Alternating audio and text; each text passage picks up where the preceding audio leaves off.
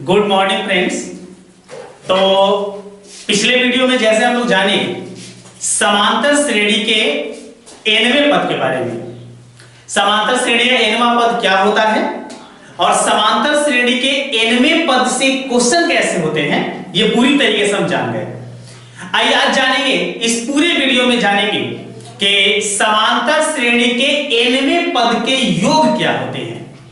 समांतर श्रेणी का nवां पद का योग क्या होता है, ऐसे हम लोग जानते होंगे कि समांतर श्रेणी का nवां पद जो होता है उसके योग को एसएन से दर्शाते हैं। तो इस एसएन की पूरी जानकारी जानने के लिए इस वीडियो में बने रहें। आइए शुरू करते हैं आज का वीडियो।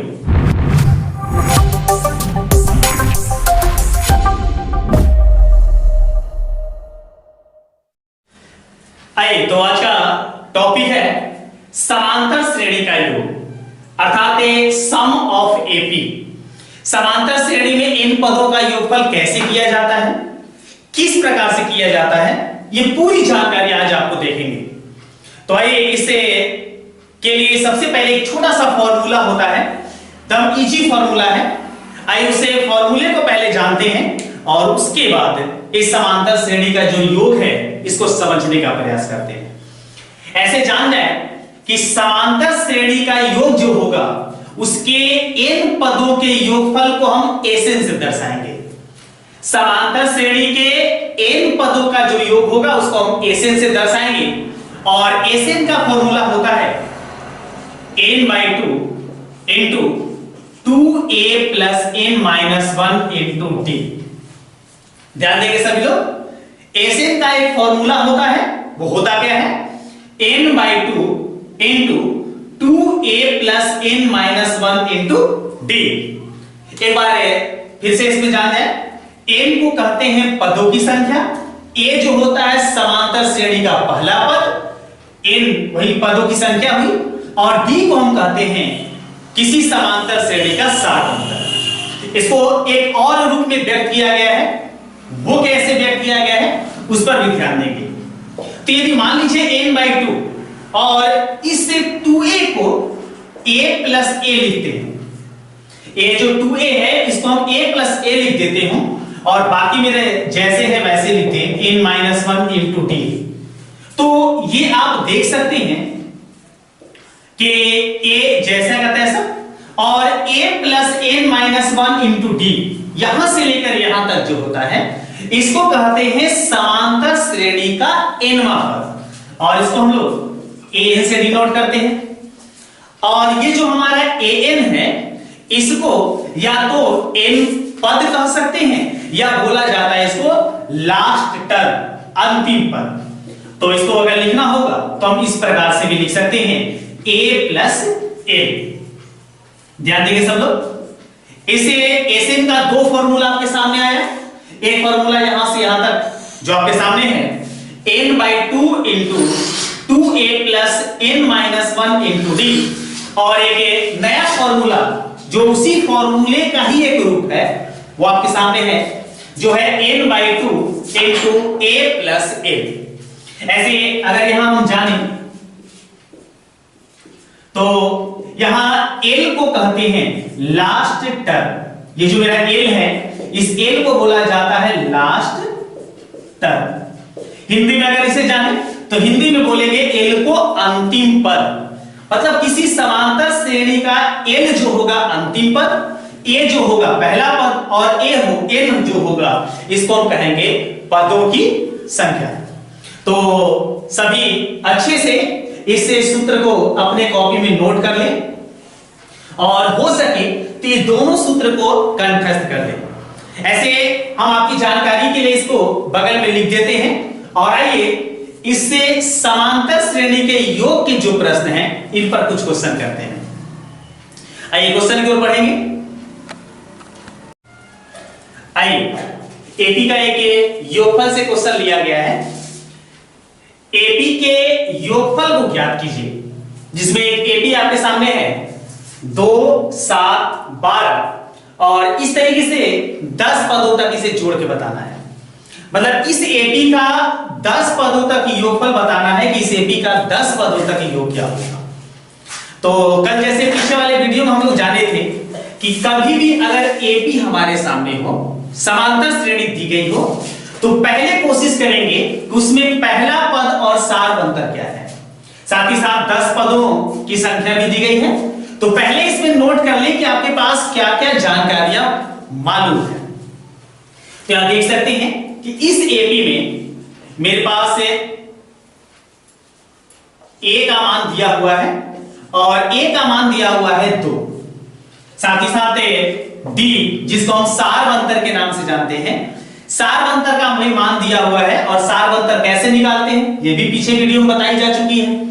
तो सारवंतर निकालने के लिए दूसरे पद में से पहले पद को घटा दिया जाता है। तो 7 में से 2 घटाएंगे तो ये हो जाएगा 5।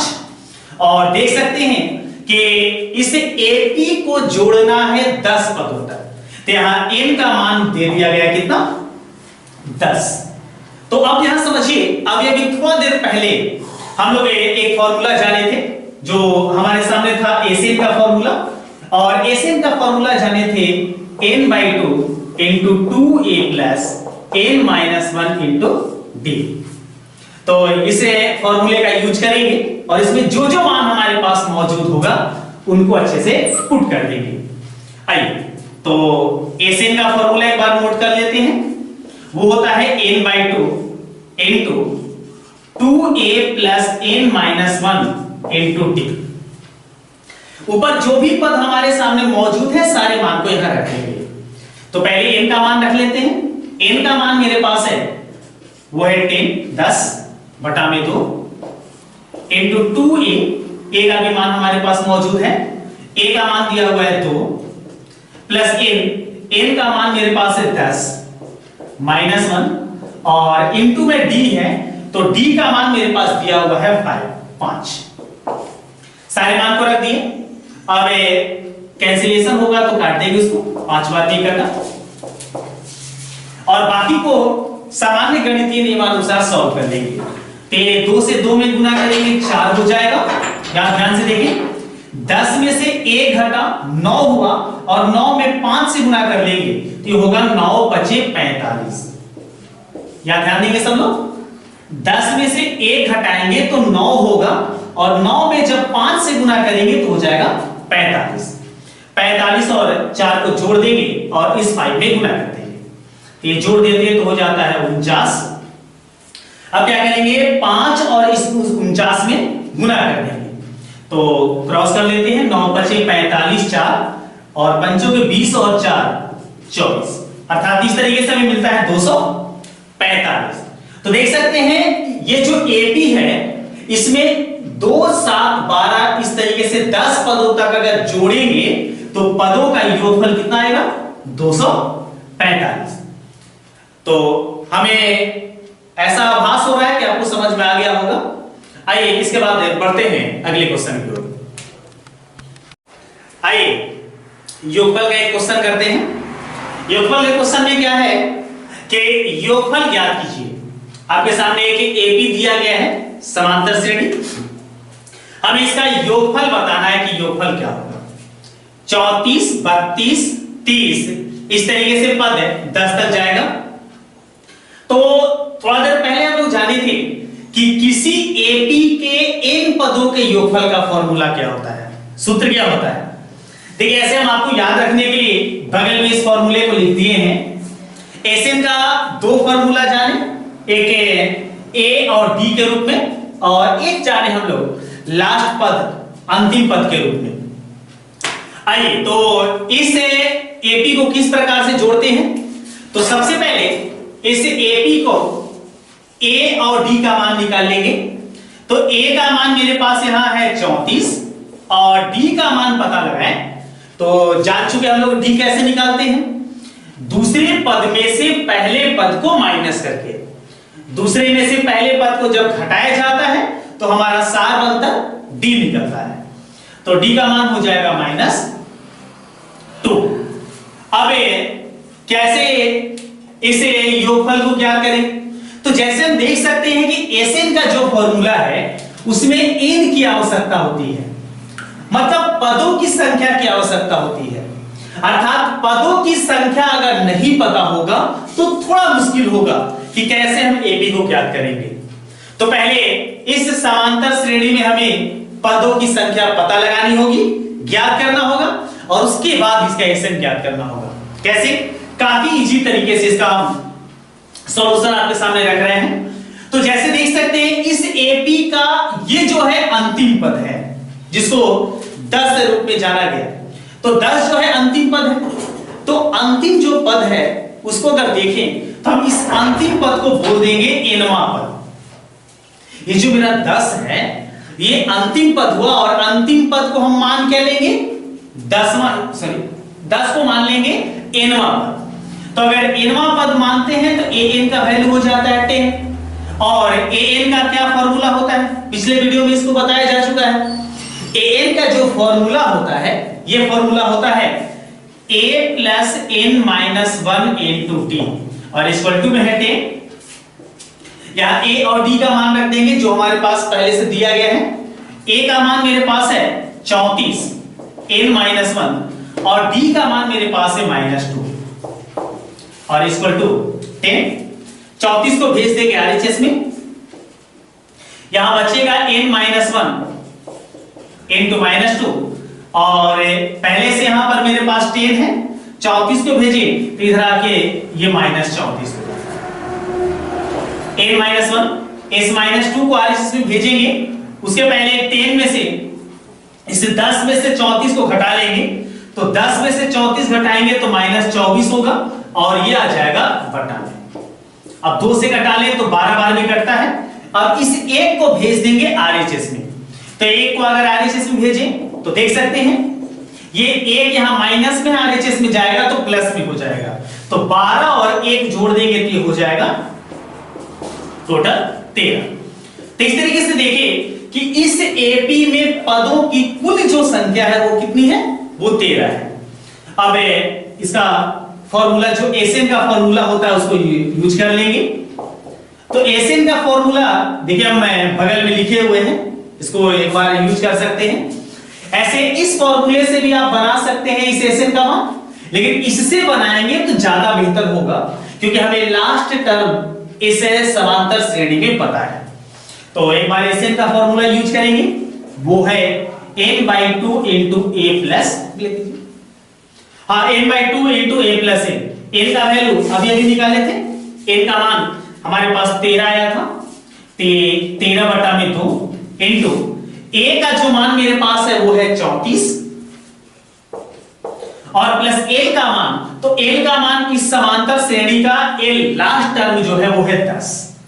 इसको लिख देंगे, ये मेरे पास है 13/2, 34 और 10 को जोड़ देंगे तो ये हो जाएगा 44।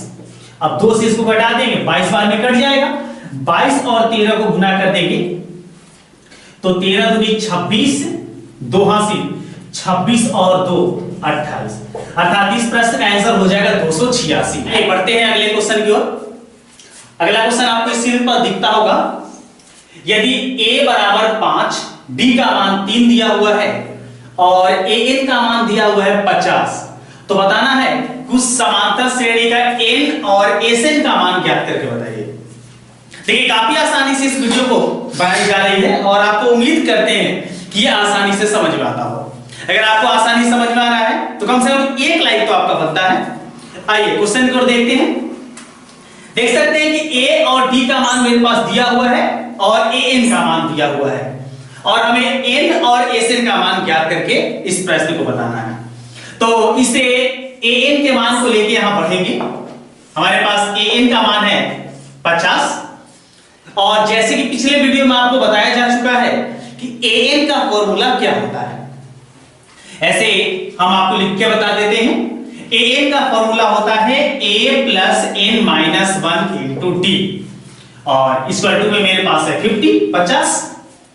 अब जैसे देख सकते हैं a और d का मान हमारे पास पहले से पता है, तो इस मान को हम यहां पर पुट कर देंगे। अगर पुट करते हैं तो a का मान मेरे पास होता है 5 plus n minus 1 into D का मान हो जाता है 3, और इक्वल टू में मेरे पास है 50। अब इसको साधारण गणितीय नियमानुसार सॉल्व कर देंगे। ध्यानपूर्वक देखेंगे। अगर सबसे पहले 5 को भेजते हैं आरएचएस में, तो ये मेरे पास होता है n-1 इंटू 3, और ये पहले से मेरे पास है 50, इधर से लाएंगे तो ये हो जाएगा -5। अब क्या करेंगे कि 3 को आरएचएस में भेजेंगे, तो n-1 और 50 में से 5 घटाते हैं तो बचता है 45, और 3 जो यहां गुना में है इधर आके आ जाता है बटा में। 3 से अगर घटा दे तो 15 बार में मेरा कट जाता है, और इस 1 को जो माइनस में है इसको भेज देंगे आरएचएस में, तो मेरे पास n का वैल्यू निकल के आ जाएगा 15, और इस 1 को भेजेंगे तो ये माइनस इधर आके आ जाएगा प्लस। टोटल वैल्यू हो जाएगा 16। तो इस तरीके से हमसे सवाल में पूछा ये गया था कि n का मान बताइए, तो n का मान इस प्रश्न में क्या होगा 16। अब आइए जानते हैं कि इस प्रश्न में एक और भाग है, Sn का मान भी हमसे पूछा गया है। तो Sn का मान सबको याद हो चुका है। कुछ देर पहले हम लोग जाने थे कि Sn का मान क्या होता है, तो उस फॉर्मूले को एक बार याद करेंगे, और इस Sn का फॉर्मूला भी हम सभी को अच्छे से याद है। तो Sn का फॉर्मूला हम लोग कुछ देर पहले जाने थे। Sn का वैल्यू जो होता है, जिसमें हम लोग a और d के रूप में जाने थे, जो होता है n/2 into 2a plus n-1 into d। अब क्या करेंगे, इसमें जितने मान पता हैं उन सभी के मान को अच्छे से रख देंगे, ध्यानपूर्वक रखेंगे। तो n/2, n का मान देखिए अभी इसी भाग में पीछे निकाले हैं, जो है 16। तो 16 बटा 2 इंटू 2, a का वैल्यू हमारे पास है, और a का वैल्यू हम लोग क्वेश्चन के अनुसार 5 है, 5 प्लस n-1, n का वैल्यू हम निकाले थे 16, तो 16-1, और d का मान भी हमें पता है पहले से, d का मान मेरे पास है 3। अब इसको साधारण तरीके से हल कर लेंगे। 2 से अगर इस 16 को घटाएं तो 8 बार में कटता है, तो 8 इंटू इसको क्रॉस कर लेंगे पहले, तो 5 दूनी 10। ध्यान देंगे यहां पर 16 में से 1 घटाएंगे तो यहां सिंपल सी बात है 15 होगा, और 15 और 3 में क्रॉस कर देंगे, तो यदि 15 से 3 में गुना करेंगे तो यहां हो जाएगा 45। तो हम यहां लिख देते हैं 45। 8, अब 10 और 45 जोड़ देंगे तो ये हो जाएगा 55। अब क्या करेंगे, 8 और 55 में गुना करेंगे, जो इस प्रश्न का आंसर आएगा। तो 8 पचे 40, 4 हासिल, 8 पचे 40 और 4 44। तो इस तरीके से हम देखें कि इस प्रश्न का जो n मान है वो आ गया मेरे पास 16, और Sn का मान जो मेरे पास है वो आ गया 440। आइए नेक्स्ट क्वेश्चन पर बढ़ते हैं, देखते हैं अगला क्वेश्चन कैसा होता है। क्वेश्चन की ओर ध्यान देते हैं।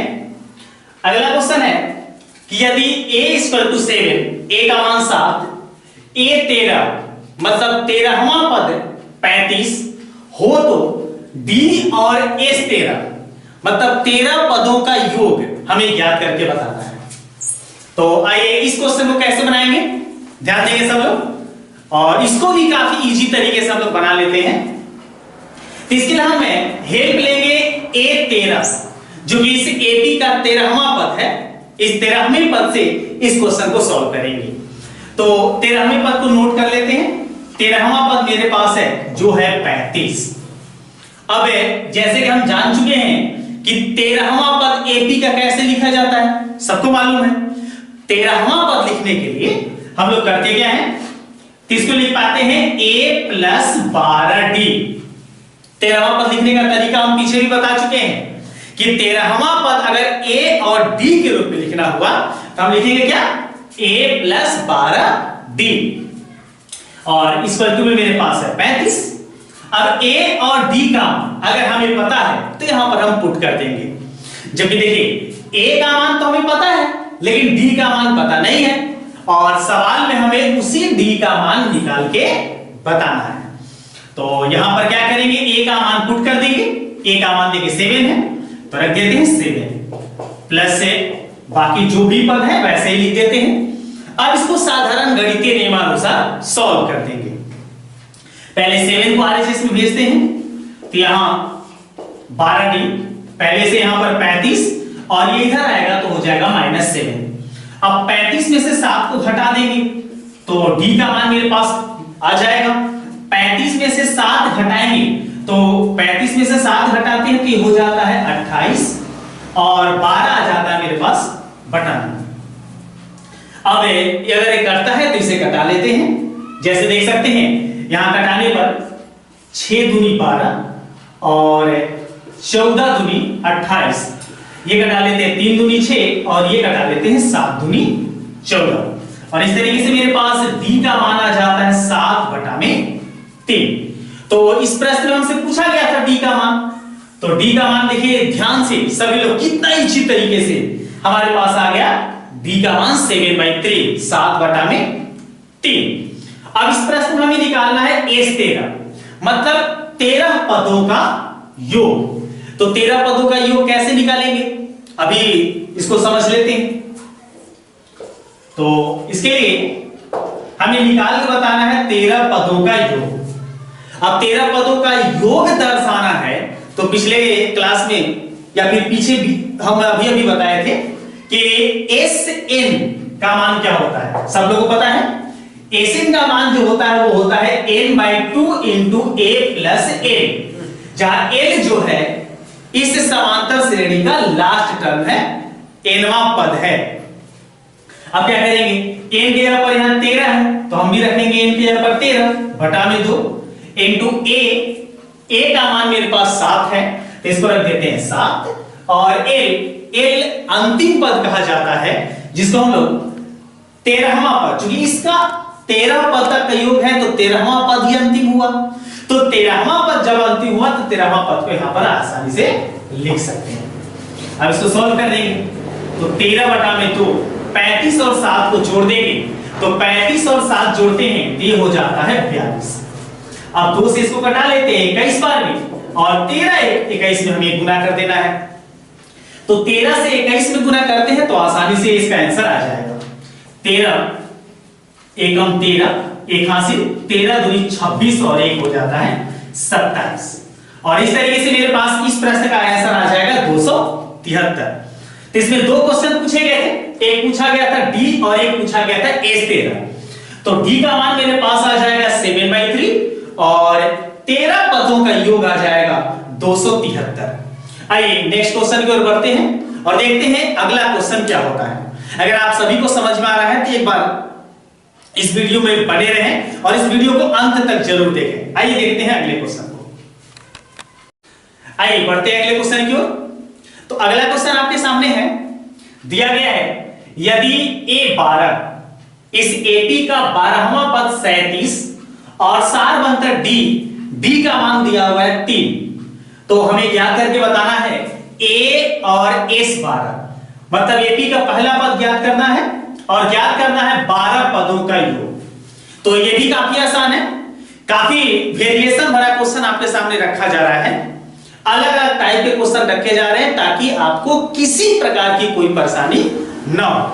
आइए इस क्वेश्चन को कैसे बनाएंगे, ध्यान दें सब लोग। तो इसमें हम इस 12वें पद का प्रयोग करेंगे। जैसे देख सकते हैं कि A12 का मान मेरे पास दिया हुआ है 37, तो हम सबसे पहले A12 को लिख लेंगे। A12 मेरे पास है 37। अब किसी समांतर श्रेणी का 12वां पद कैसे लिखा जाता है, A और D के रूप में। इसको हम लोग बहुत अच्छे से पीछे जान चुके हैं, आप लोग इसके तहत बहुत सारे कमेंट भी किए कि 12वां पद लिखा कैसे जाता है।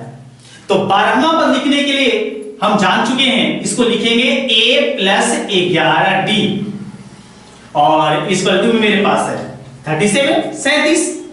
अब क्या करेंगे, जैसे देख सकते हैं कि मेरे पास D का मान पहले से मौजूद है तो D का मान यहां पुट कर देंगे।